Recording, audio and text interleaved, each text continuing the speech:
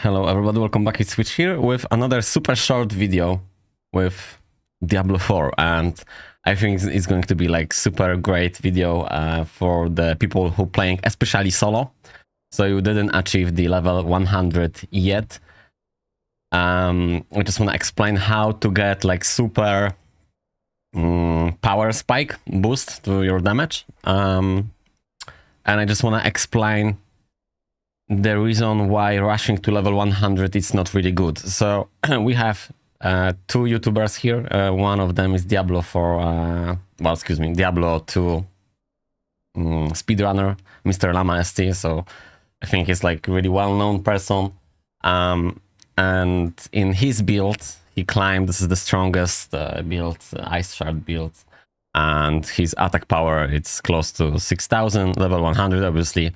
And we're just gonna leave it like so. Then we have another YouTuber slash streamer, Kriparian, which is also like very well-known person. And in his build, in the Firewall Sorkers, we are having almost 7k, so he definitely knows what he's talking about. And by saying that this is like, for me personally, the one of the most important person in like Diablo universe. Like this guy, he know the shit out from the game. Like fuck me, like he know every fucking thing. Like this is the shame he swapped to the Hearthstone. But besides that, this is like the person you supposed to follow to understand in depth Diablo 4.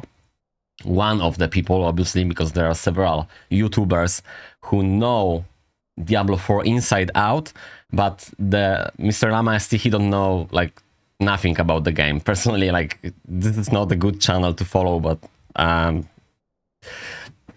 in this video I'm trying to say, like, because somebody, like, because he have like 250 subscribers, 1,000 subscribers, that doesn't mean he know everything about Diablo 4. Actually, when you're watching this video, he don't know like fuck all. And the reason behind this is he's claiming this is the best character in the game, and his build in particular, which his attack power is like 6,000, which is like fuck all, and I will just explain you why in a minute.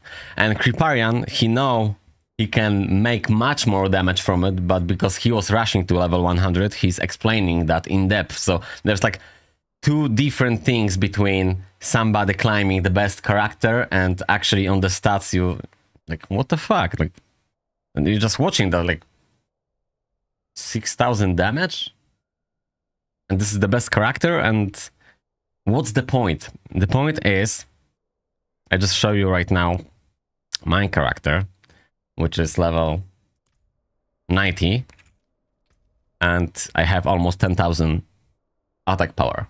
So I'm not even close yet to 100. So I didn't unlock the all boost to Paragon boards because I still waiting to obviously level up the glyphs. Then I just want to unlock another board, which I can put another glyph and yada yada. So I will probably do this within this week. I'm obviously playing solo. I was playing 100 hours on hardcore and my character disconnected. So due to that fact, I'm 90. I probably will be like 100 already. But despite the fact I'm not 100, excuse me, despite the fact I'm not 100 yet on my character, on the sheet, stats sheet, we can see 10,000, almost 10,000 power. And my character currently is not even close to the point where I wish to be with the gear and obviously the Paragon, the glyphs. And when I'm watching somebody telling me this character is the best, and then obviously like 99.9% people watching that, and because somebody have like a big group of followers, that probably means he know what he's talking about. No, that doesn't mean he know what he's talking about. Like actually, when you been reading and following Diablo 4 like max roll, and for the last 2 months I was reading the stuff for 6 hours, 8 hours per day, and actually following the people who know how to play the game, and then when you're watching that content, it's just like, I was like, what the fuck? Like seriously? And 99% people within the comments, they agree with that. So that's even fucking mind-blowing. Like, basically, if you don't know what you're fucking talking about, you're supposed to don't talking about. Like, basically, he's claiming this is the best character, and there's like lots of people. Actually, I'm just gonna clarify this. 99% of the YouTubers right now, they're rushing to level 100 to prove you like they're 100, but they're missing the point, mate. Like, 100, it's the level where you start making the character. 100, it's not the point where you finish the game. So, Kriparian, definitely, he knows the shit about the game, so that's the person worth to follow, because he's explaining everything really in depth. But there are some people like Mr. Lama, and then probably like, fuck me. Maybe I'm just gonna put the other way around. There's like maybe 2 or 3 people. Woody, Creep, Majestic, 3 people. And maybe there's going to be somebody else who actually know what he's talking about, and the rest people who are like have big massive group of followers, they honestly they don't know what the fuck I'm talking about. So with that being said, we're just gonna jump into the character and the most important part from this video, because I'm talking about the attack power, and you might wonder how to spike this damage like 100% more from your current damage. So let's say your damage is 5,000 and you want to crack on to the 10,000. So there's like super important part in this game, and it's called glyphs, obviously. And then you need to understand which glyph is super important. So obviously I have some glyphs specific to my character build. By the way, my build is just my pure build, so that's going to be at some point in the channel.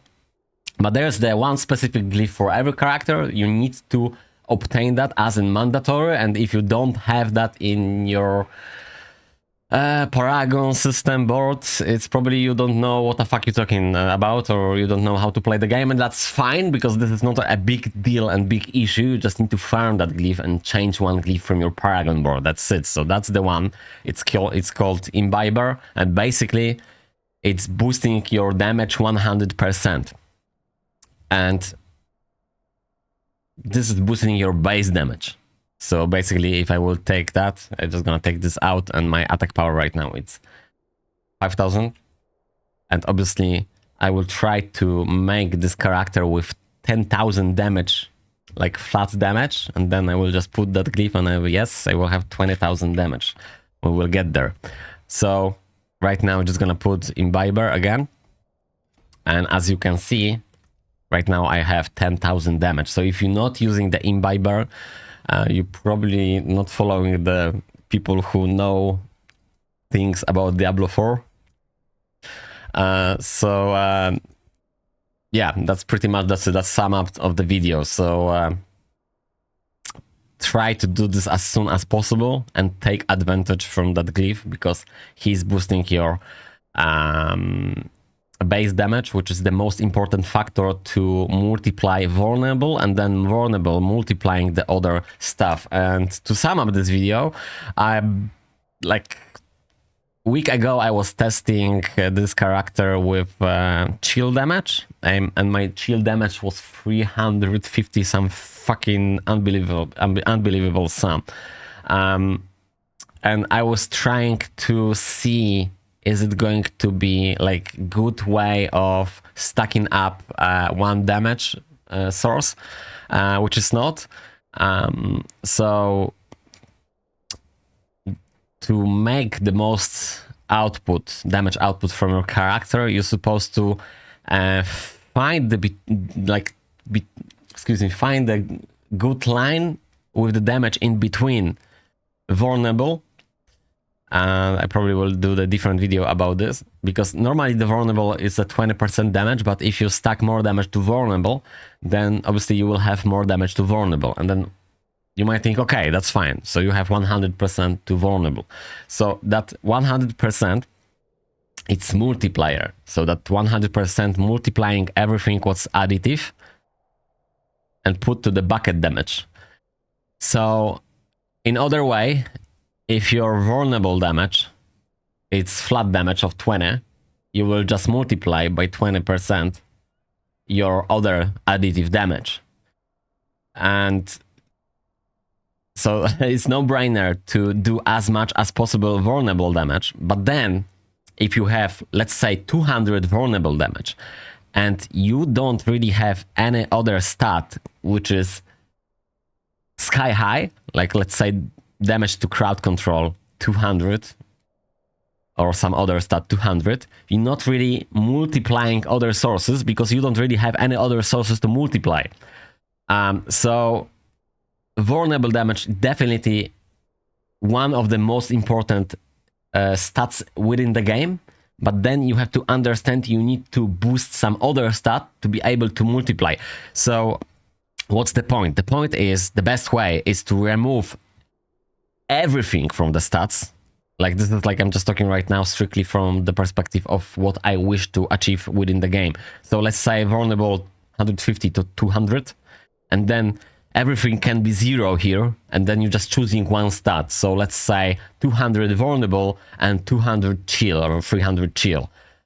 And then you would just fucking smashing the game, like there's going to be the critical damage above and beyond. But to get to that point, you probably need to play 12 hours per day, which I don't have time for it. But at some point in the future, I will review the character which I have in my mind as I wish to create, to make that.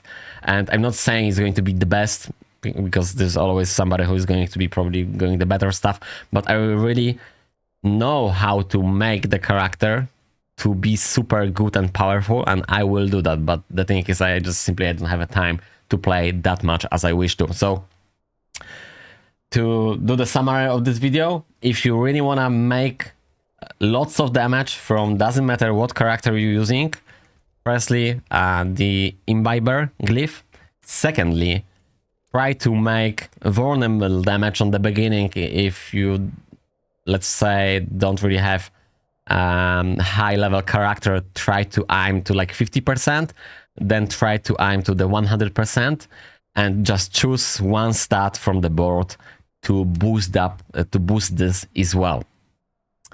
And pretty much that's it.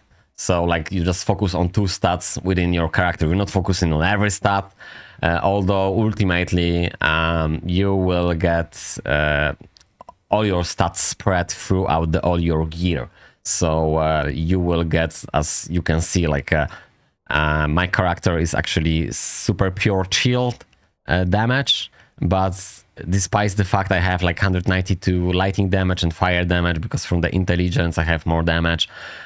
So basically, ideally, the sorceress, like, to have the most important, to have the most DPS output, supposed to be hybrid with the fire, lightning, and cold, because I'm not using the fire and lightning. Well, I'm using a little bit of the fire, just buffing the damage out to the critical damage, but not using the fire as a main source of damage and not using the lightning as a main source of damage, we're missing about 200 damage, which can be amplified by vulnerable damage. So the best way to put max DPS output from the sorceress is actually the hybrid build, which will be using lightning, cold, and fire.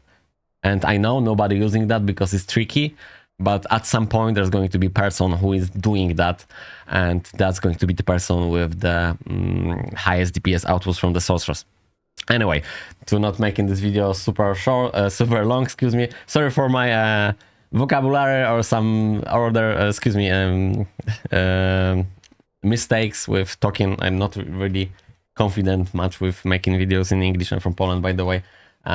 Because I'm not doing them on every day, but this is the topic like you're supposed to understand, so I just really want to share my thoughts about how to make like lots of attack power in your character. So have a nice day. Stay tuned in the channel if you want to at some point see some other stuff. Take care and bye for now.